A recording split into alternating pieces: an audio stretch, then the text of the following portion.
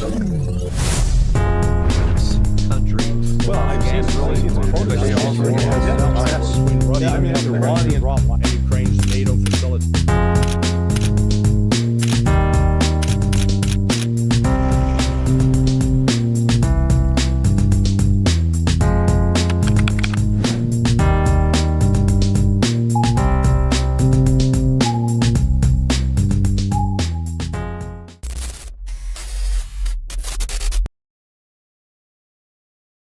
And we are live.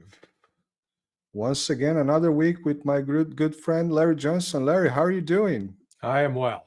Good to be with you again, Marcelo. It's always great to have these conversations with you, man. Today I was thinking about talking about this, three big fires. And I'm not talking about Starmer. I'm talking about the United States.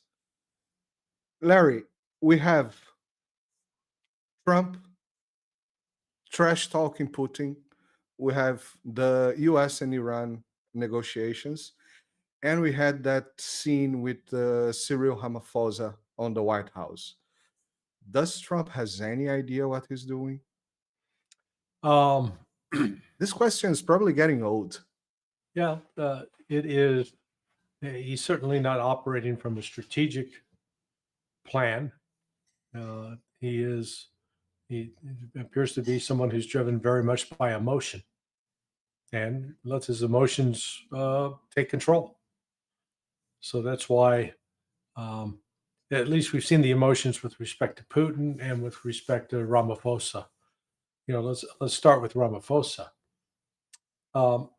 There is no denying that there are attacks on white farmers, and it's based on race in South Africa.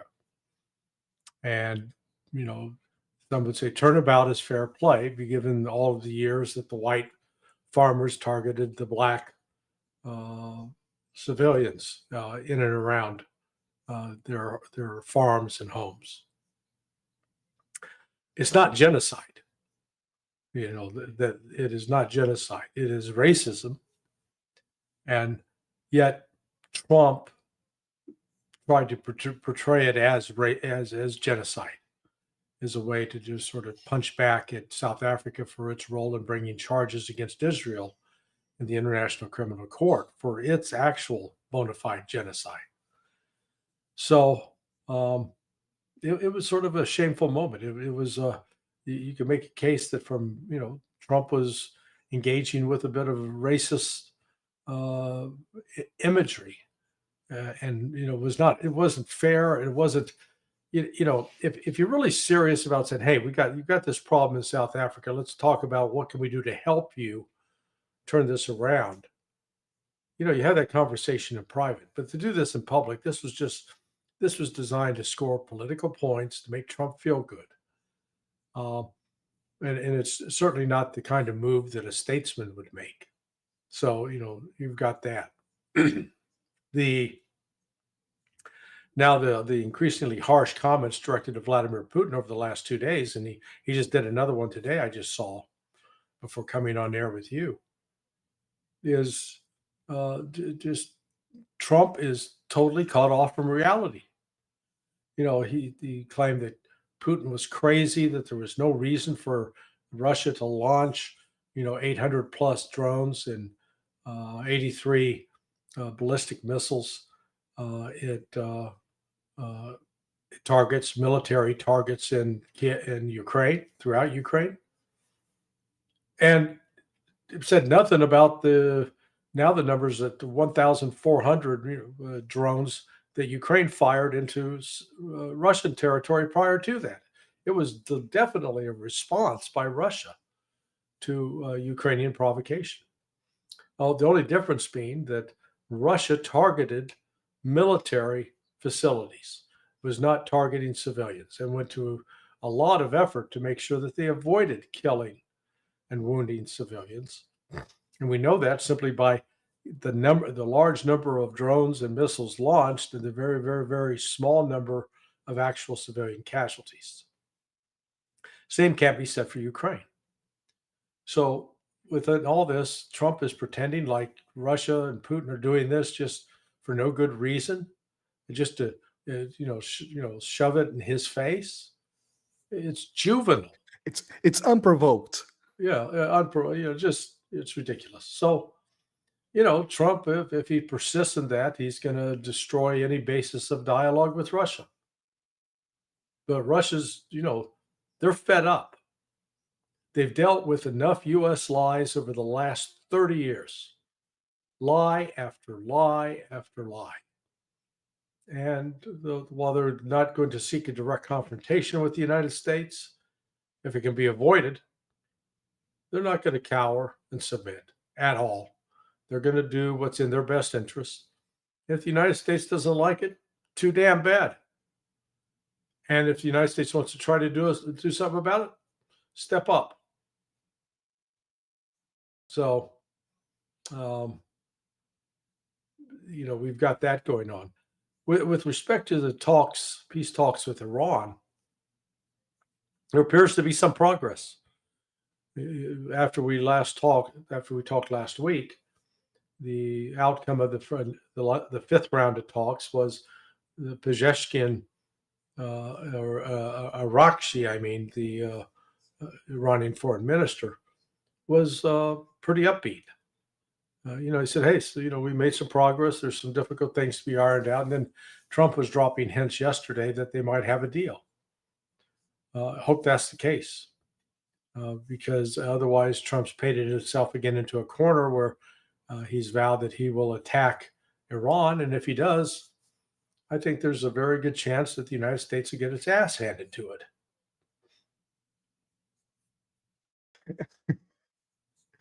Larry, this is it's amazing. I was just reading your blog, sonar21.com, and you actually posted the tweet from Arakshi, right? Right. And he said it seems to be a very simple math. No nuclear bombs, we have a deal. We don't want this. We don't want nuclear bombs anyway. No enrichment of uranium, no deal. So I guess that's not so hard to get the middle term from that. Yeah, it's very. The problem is that Israel will not accept that, and it appears that Trump is under the control of Bibi Netanyahu and the Zionists. He's going to have to break free of that. He's certainly done things that have fostered the image that he is, in fact, completely under the thumb of these Zionist thugs. Yeah, this is the part that it puzzles me. I guess it puzzles everybody, because it really sounds like, I'm not saying it's happening. It sounds like, Trump is trying to, distance the United States from Israel, but under the hood, we see that that's not what's happening. Yeah, it depends on the issue and depends on the day. Trump, he is, he's sort of like the Roman god Jupiter, or Janus, Janus, which looks in two different directions, and that's Trump. You can find him on opposite sides of the fence every day on the same issue, regardless of what the issue is.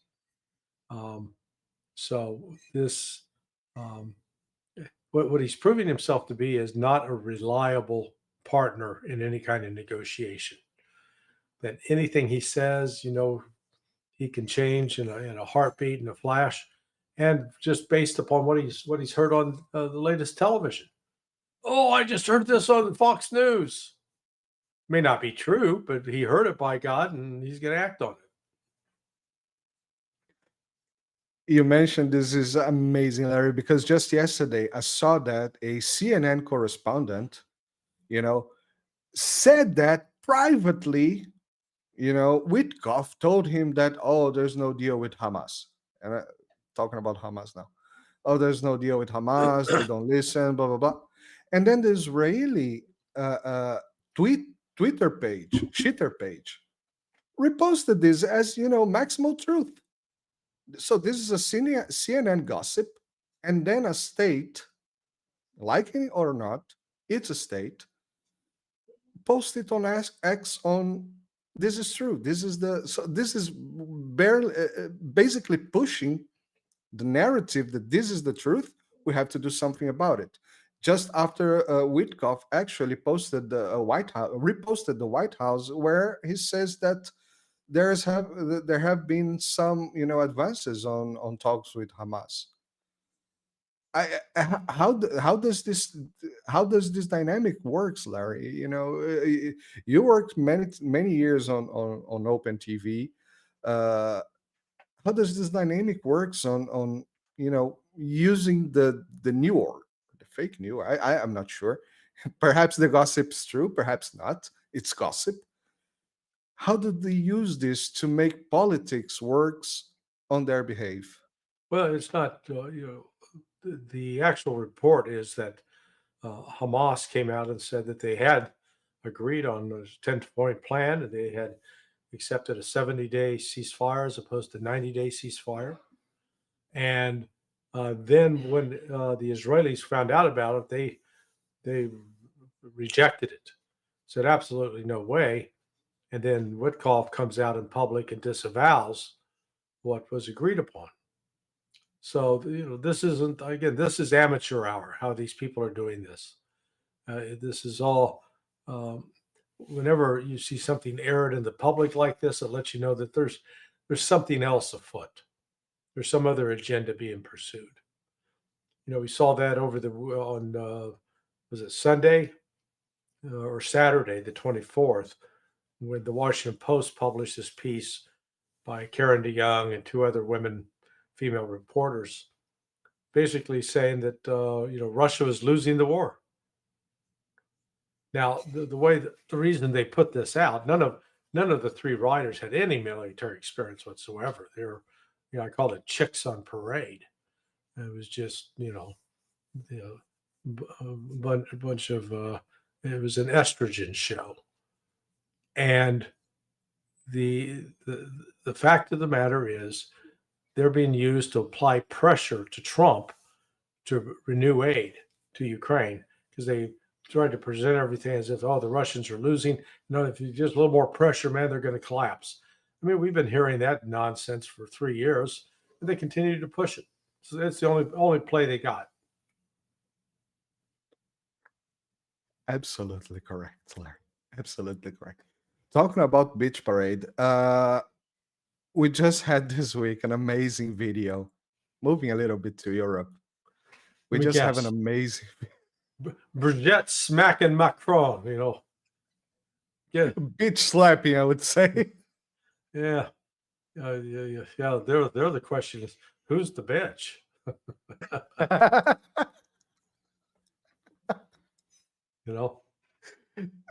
Are these guys in Europe trying to convince Putin to go all the way up to Portugal? Because it's not an incentive to stop, I would say. Oh my God. Putin looks at that and said, why in the world would I want to have to take care of that?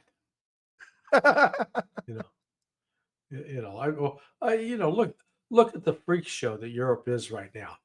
So you got Keir Starmer getting his house torched by, apparently 3 of his former male prostitutes. Apparently that's what it looks like. These guys were Ukrainian models. And no. 2 Ukrainian models and 1 fashion whatever. Well, one was described as having a history as an escort. Okay. Escorts are those that you call up for, hey, go out on a date, and you always go for the happy ending, as they call it. I know those. I had one once. It was a Ford Escort. Oh yeah, well we're not talking the car, dude. But here's Starmer, where the tabloids are having a field day with this. The regular newspapers are trying to ignore it. But how do you get in a relationship with these 3 Ukrainian guys? And did you have a group gangbang, or was it one-on-one? Does this explain why you're so obsessed with Iran, with Ukraine? Got that. Then you got Macron, getting smacked around with his wife, who, then Then you deal with all the allegations out of like Candace Owen, well, from those French reporters who claimed that Brigitte was actually she's Very big hands. flexible in her pronouns. He, she, they, them, Great. me, you. I don't know. Great definition. Then I you go, have to watch my words because I'm in Europe. But yeah. go ahead. But then you go to Germany, and Merz is out shooting his mouth off yesterday. Oh yeah, we've agreed. We've got approval to launch long-range missiles into Russia. And then another member of his government says, "What the hell is he talking about?" No, that's not true. So we don't know. So your short answer: Europe's a mess, and Putin. And if they decide to, if they actually decide to launch Taurus missiles into Russia, I suspect we'll see Russia use the Orushnik, the intermediate range ballistic missile, on military targets in the country where.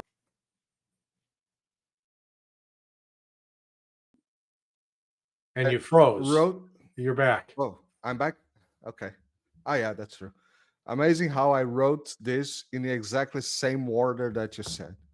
Macron, Stormer, and Merz. We have not combined this previously. No, we haven't planned. This is all unscripted. Unscripted as usual.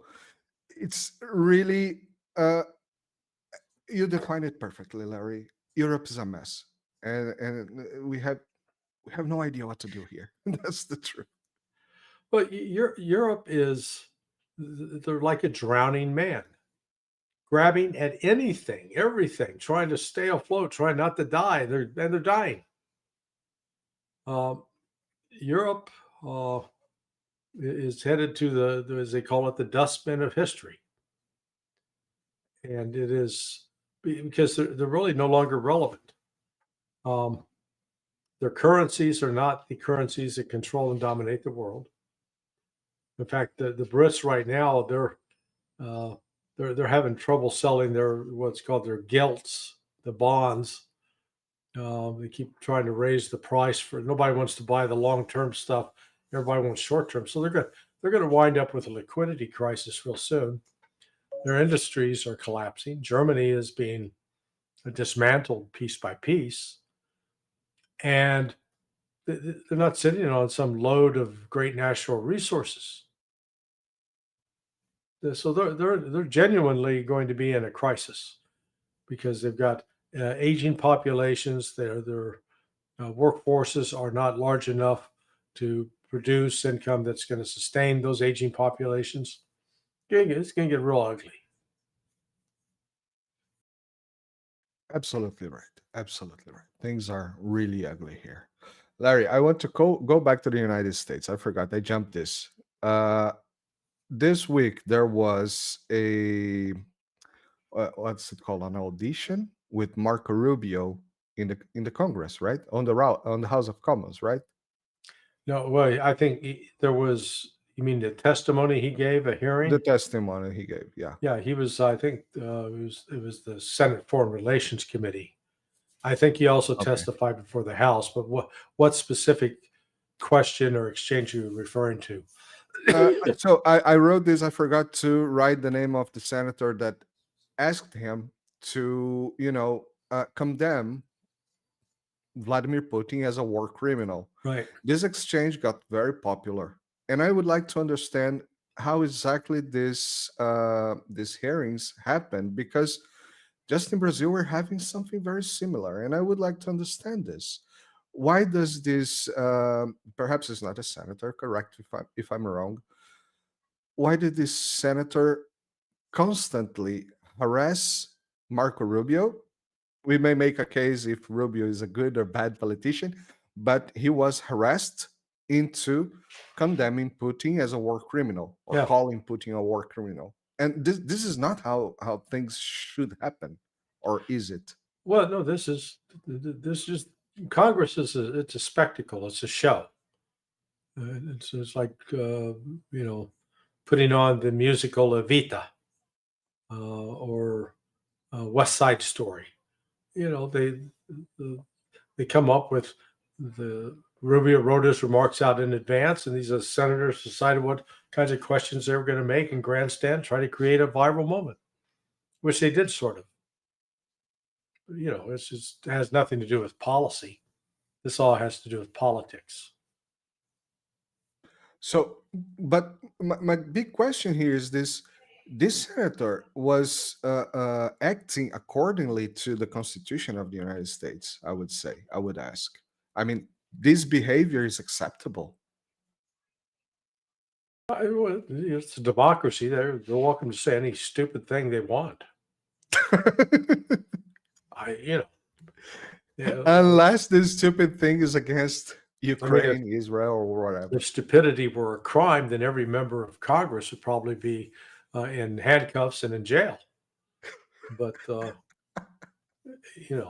that's not how it works. So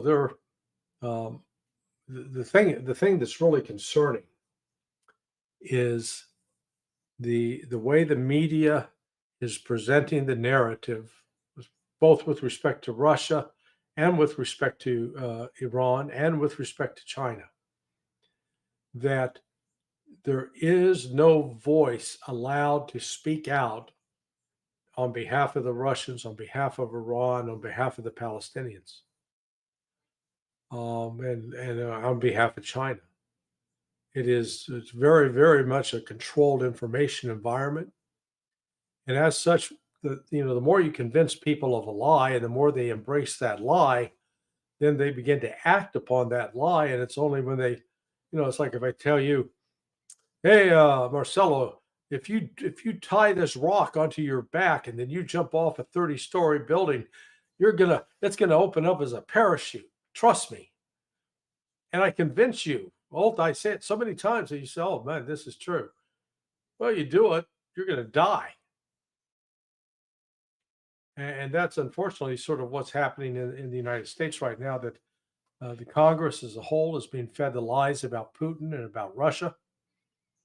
And the same about, anybody that speaks out on behalf of the Palestinians is labeled an anti-Semite. If you speak out on behalf of Russia, you're considered a stooge of Putin, a puppet, someone drinking the Kool-Aid. So they're just, the critical thinking skills in America have just evaporated. Absolutely correct. Absolutely. Well, I'm sad to say that's just not only in America. Yeah, it's affecting Europe as well. That's for sure. Yeah, and South America. Well, we try our best to do what we can. Yep. Larry Johnson, thank you very much. I'll remember everybody to like, share, subscribe, follow Larry on Sonar21. This show is also broadcasted to his channels on Rumble and BitChute. And you have also the counter currents. All the links are on the description. Don't forget.